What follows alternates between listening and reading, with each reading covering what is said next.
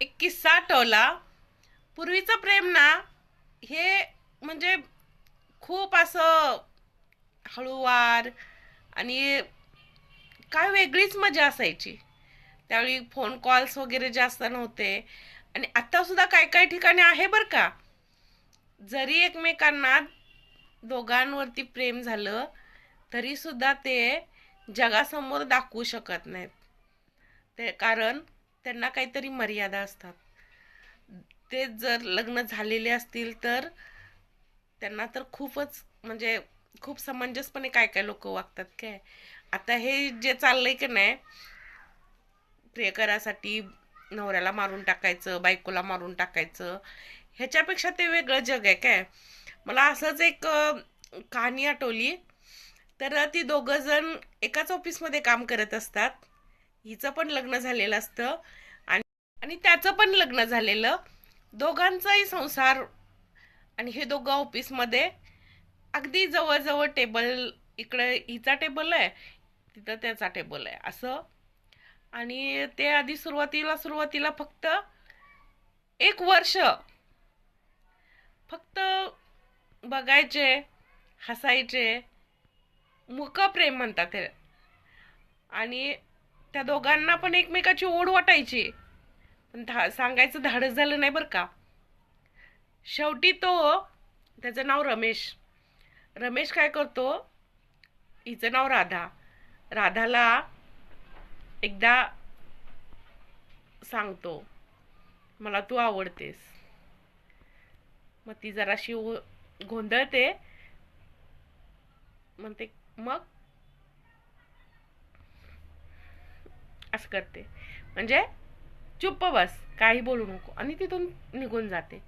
मग थोडे दिवस अजून ते दोघं जण स्माइल देतात, म्हणजे आपल्या कामात 2 मिनिटं स्माइल देणार, परत आपल्या कामाशी काम ठेवतात.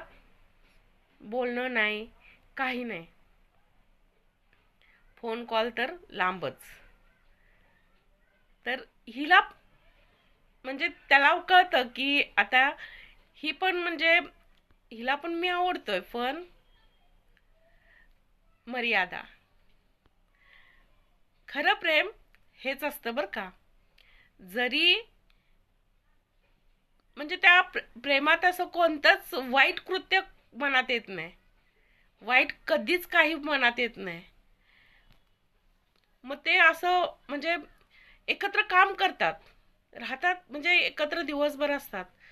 मग जेवायला वगैरे कॅन्टीन मध्ये एकत्र बसतात.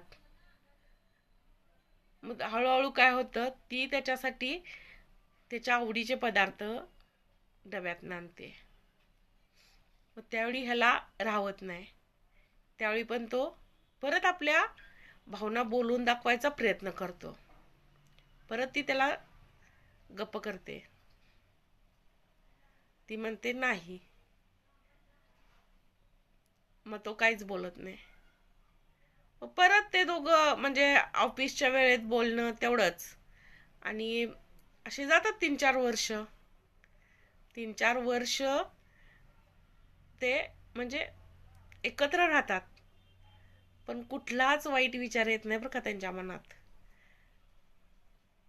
मला ते म्हणजे ते इतकं आवडलं त्यांचं ते, म्हणजे असं प्रेम आजकाल नाही हा. ते दोघं पण, दोघांचा संसार आतापर्यंत विचार पण केला नसता कुणी. असे काय काय लोक आहेत आणि काय काय लोक अशी पण आहेत. तर परत ते शांत होतात. वाईट असं काय मनात अजिबात नाही. तिचा संसार चालू असतो, ह्याचा संसार चालू असतो, घरात मुलं, म्हणजे सगळ्यांच्या दोघांच्या जबाबदाऱ्या दोघं पार पाडतात. तरी पण एकत्र कुठं फिरायला जाणं वगैरे असलं त्यांच्या मनात पण येत नाही. कारण काय असतं ना, जर तुम्ही फिरायला गेल्यानं काय होतंय, आपण असं विचार करतो बर का, पण तसं नसतंय. जर आपण जास्त वेळ एकत्र एकांतात घालवायला लागलो एकमेकाबरोबर, तर त्यातनं काहीतरी म्हणजे वेगळं वळण लागतं प्रेमाला. आणि हे गुन्हे जे घडतात ते त्यातूनच घडतात. म्हणून जेवढं ती म्हणते जेवढं लांब राहायचा प्रयत्न करते, म्हणजे हां, फक्त स्माइल देते. आवडतं ना, प्रत्येक आवडणारी गोष्ट ती आपली झालीच पाहिजे. आजकाल काही लोकांना अशी खूप इच्छा असते बघा. आता खरं सांगायचं तर मी काय फार सुंदर नाही, पण मला ढिगाण मेसेज येतात. मला ह्या कहाणीतनं त्यांना एक संदेश द्यायचा आहे की प्रत्येक आवडणारी गोष्ट तुमची होतेच असं नाही. आणि ह्याला प्रेम नाही, फालतूगिरी म्हणतात. ह्याला प्रेम असं कुणीच म्हणणार नाही. हे जे लग्न झालेली माणसं भटकतात की नाही, भटकत जातात की नाही, तर ते अनैतिक संबंध होतो, प्रेम राहत नाही ते. तर मला ह्या कहाणीतनं असं सांगायचं आहे की तुम्हाला आवडणारी प्रत्येक गोष्ट माझी झालीच पाहिजे, मला ती मिळालीच पाहिजे, हा अट्टहास करू नका. कारण त्याचं सौंदर्य राहत नाही. जितकं तिला तुम्ही म्हणजे मर्यादेत ठेवाल, ती मर्यादा जपाल, तितकं ती सुंदर दिसते. म्हणजे ते प्रेम खरंच एक खरं प्रेम, चांगलं प्रेम असतं. पण ज्यावेळी तुम्ही त्याच्यात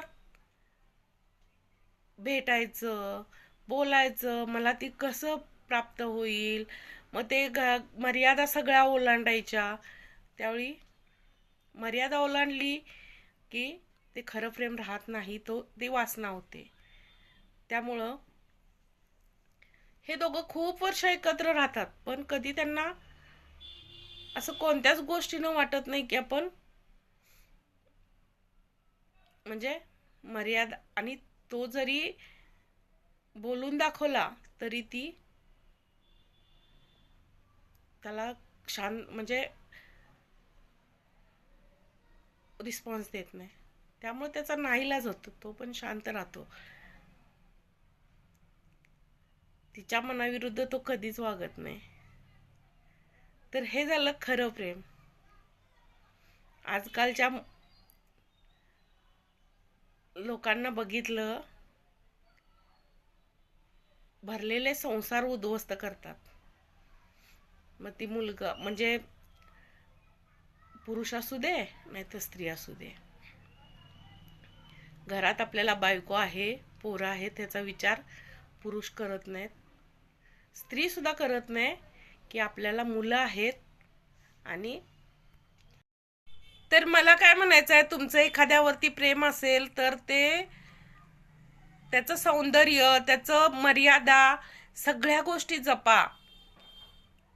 तिच्या घर म्हणजे कंडिशन बघा. हो बाबा, एखाद्याला खरंच आधार हवा असेल तर आधार द्या, पण असं कुणाच्या आयुष्यात राख रांगोळी करून ना तुम्ही सुखी होणार आहे ना ते सुखी राहणार आहेत. आता सर्रास खून केले जातात, म्हणजे पत्नीला पण मारून टाकलं जातंय किंवा नवऱ्याला तर मारून टाकलं जातंय. ह्याच्याने आणि गुन्हा उघड झाला की ते मग आहे जन्मठेप. त्या कायद्याचं पण कुणाला आता इतकं भय राहिलेलं नाही. ते कायद्यापेक्षा ह्यांची वासना जास्त आहे, त्यामुळं लोक विचार करत नाहीत. तर मला ह्या व्हिडिओतून आणखीन एक सांगायचं आहे की जे लोक मला कमेंट करतात, कमेंट आणि मेसेंजरला जे मेसेज करतात, खूप जास्त मेसेज करतात. मी कितीतरी लोकांना रस्टिकेट केले, कितीतरी लोकांच्या आयडीज मी ब्लॉक केल्यात, पण जरासं रिप्लाय द्यायला गेलं, लोकांना वाटते ही घमेंडी आहे, रिप्लाय देत नाही. तर तसं अजिबात नाही. मी रिप्लाय दिला ना, तुम्ही त्याला प्रेम समजून बसता. पण मला माझ्या पायावरती धोंडा मारून घ्यायचा नाही. माझं घर आहे, माझा संसार आहे, माझा मुलगा आहे, माझा नवरा आहे, आणि सगळ्यात महत्त्वाचं माझे भाऊ, म्हणजे माझा भाऊ इतका चांगला आहे की मी त्याच्या म्हणजे विचार पण दुसरा कशाचा करू शकत नाही. त्यामुळं हे जे बोलायचं, टाइमपास करायचं, हे मला पटत नाही. पटत नाही म्हणण्यापेक्षा मला वेळच नसतो. माझं घरचं काम आणि मला व्हिडिओची आवड आहे म्हणून मी हे करते. कोणतरी मिळेल याच्यातनं मला टाइमपास करायला, एखादी मन मोकळं करायला जागा हवी आहे असं कुणीही समजू नका. मला भरपूर कामं आहेत, भरपूर जबाबदाऱ्या आहेत. त्यामुळं सॉरी सगळ्यांना. आणि व्हिडिओ आवडला तर लाईक करा, शेअर करा. कुणावरती जबरदस्ती नाही की माझे व्हिडिओ बघाच.